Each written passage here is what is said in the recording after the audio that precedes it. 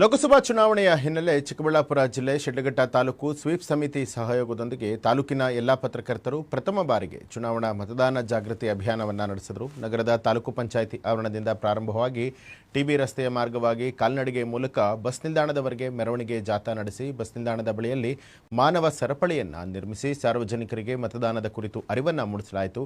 ತಾಲೂಕು ಮಟ್ಟದ ವಿವಿಧ ಇಲಾಖೆಗಳ ಅಧಿಕಾರಿಗಳು ಅಭಿಯಾನದಲ್ಲಿ ಭಾಗವಹಿಸಿ ಸಾಥ್ ಕೊಟ್ಟರು. ಈ ವೇಳೆ ಪತ್ರಕರ್ತ ಕೋಟಹಳ್ಳಿ ಅನಿಲ್ ಕುಮಾರ್ ಮಾತನಾಡಿ ಏಪ್ರಿಲ್ 26 ಮತ್ತು ಏಪ್ರಿಲ್ 7ರಂದು 2 ಹಂತಗಳಲ್ಲಿ ಲೋಕಸಭಾ ಚುನಾವಣೆ ನಡೆಯುತ್ತೆ.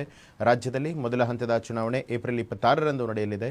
ಜನರಿಗೆ ಚುನಾವಣೆ ಕುರಿತು ಜಾಗೃತಿ ಮೂಡಿಸುವಂತಹ ನಿಟ್ಟಿನಲ್ಲಿ ಮತದಾನ ಜಾಗೃತಿ ಅಭಿಯಾನವನ್ನು ಹಮ್ಮಿಕೊಂಡಿದ್ದು, ರಾಜಕಾರಣದಲ್ಲಿ ದೊಡ್ಡ ಶಕ್ತಿ ಇದೆ. IAS ಮತ್ತು IPS ಹುದ್ದೆಗಳಿರುವಂತಹ ದೊಡ್ಡ ದೊಡ್ಡ ಅಧಿಕಾರಿಗಳು ಸಹ ರಾಜಕೀಯ ಕ್ಷೇತ್ರದಲ್ಲಿ ಸೇವೆ ಸಲ್ಲಿಸೋದಕ್ಕೆ ರಾಜಕೀಯಕ್ಕೆ ಬರ್ತಾ ಇದ್ದಾರೆ. ಚುನಾವಣೆ ರಾಜಕಾರಣದಲ್ಲಿ ದೊಡ್ಡ ಶಕ್ತಿ, ಇದನ್ನು ಜನರು ಅರಿತುಕೊಳ್ಳಬೇಕು ಅಂತ ಹೇಳಿದರು. ಈ ಸಂದರ್ಭದಲ್ಲಿ ಚುನಾವಣಾ ಪ್ರತಿಜ್ಞಾ ವಿಧಿಯನ್ನು ಪತ್ರಕರ್ತರು ಬೋಧಿಸಿದರು.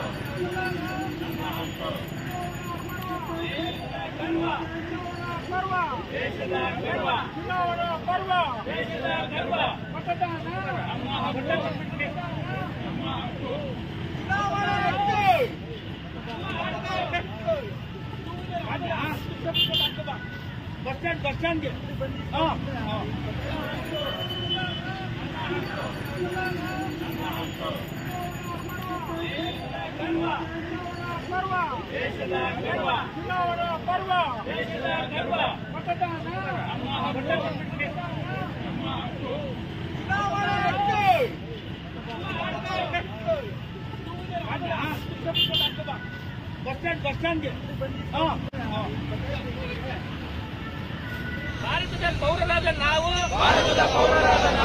ನಮ್ಮ ದೇಶದ ಪ್ರಜಾಸತ್ತಾತ್ಮಕ ಸಂಪ್ರದಾಯಗಳು ಮತ್ತು ಮುಕ್ತ ನ್ಯಾಯಸಮ್ಮತ ಮತ್ತು ಶಾಂತಿಯುತ ಚುನಾವಣೆಯ ಘನತೆಯನ್ನ ಎತ್ತಿ ಹಿಡಿಯುತ್ತೇವೆಂದು ಮತ್ತು ಪ್ರತಿಯೊಂದು ಚುನಾವಣೆಯಲ್ಲಿ